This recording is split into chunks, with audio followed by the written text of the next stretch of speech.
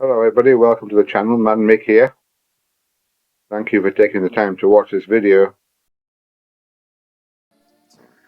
Hello everybody, a quick video today regarding the Zontes 350E. Just a little short intro here for the actual model of the bike.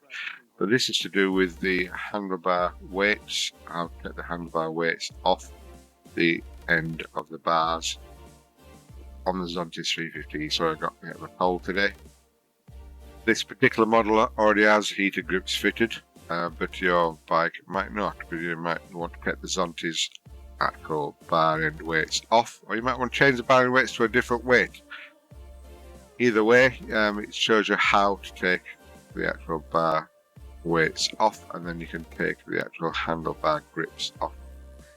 Well, I hope you enjoyed this short video. We have videos in our playlists in English, Spanish, French, Arabic and Chinese subtitles to help you on your way on all those Zontes models. Please like and subscribe. This is Mad Mick. I'm going to sign off now, and I'll see you all later.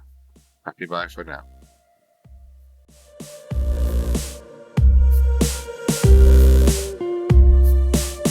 Oh, my dear God. You are upset.